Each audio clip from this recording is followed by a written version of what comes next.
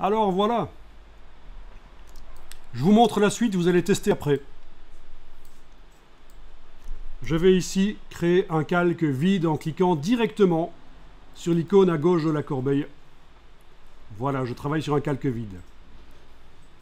Je vais activer cet outil qui s'appelle le tampon. Celui-là, le tampon simple. Avec CTRL-ALT, je peux modifier la dimension et la dureté du tampon. Allez-y, faites ça déjà. Faites un calque vide en cliquant sur l'icône à gauche de la corbeille. Activez le tampon. Avec CTRL-ALT et le clic gauche du Mac ou le clic droit du PC, vous modifiez la brush pour qu'elle soit quand même pas trop petite. Ici, dans échantillonnage, il faut absolument enclencher, échantillonner tous les calques. Dans les options là du tampon, donc c'est la barre contrôle qu'on a fait apparaître tout à l'heure, les options du tampon, parce qu'il va aller chercher des pixels, pas seulement sur ce calque-là qui est vide, mais sur les autres calques en fait. Voilà, donc c'était Alt et cliquer sur le bord de l'herbe ici, puis je m'approche sournoisement du chien là, et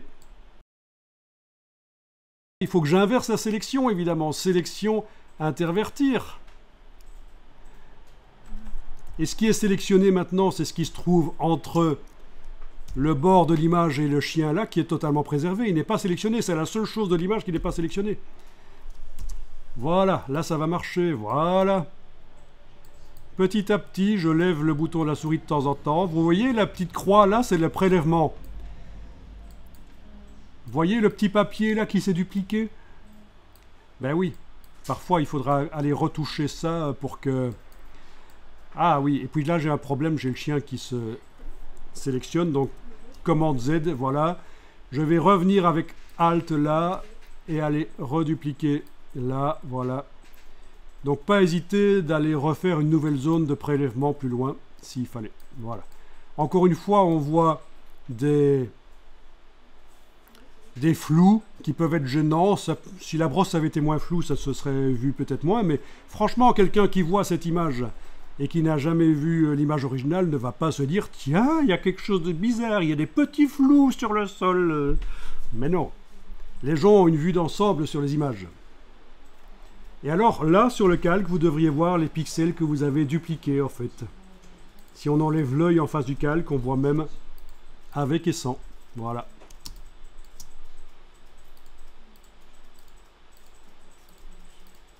Donc vous avez deux techniques de suppression d'éléments. Vous avez eu le remplissage intelligent et vous avez eu, quand c'est plus difficile, le tampon avec préservation d'un élément. Avec ça, vous êtes paré pour pas mal de retouches assez intéressantes. Et franchement, ça arrive souvent, hein. Voilà, vous avez photographié une vedette et puis il y avait des gens à côté, on n'a pas envie de les voir nécessairement. On peut faire une petite retouche comme ça. Oui, donc bien sûr, si tu as le chien là qui se duplique, c'est ce que j'ai fait. Avec Alt, je suis allé repuiser plus loin et j'ai redupliqué, voilà.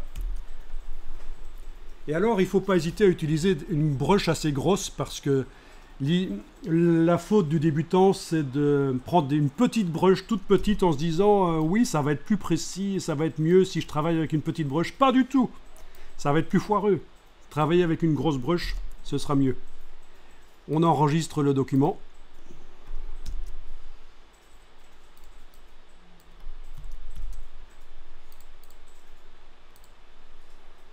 On peut désélectionner, sélection, désélectionner. On sait bien qu'on pourra récupérer la sélection par le menu sélection, récupérer la sélection s'il faut, ou par la palette des couches, mais il faut connaître la méthode à ce moment-là.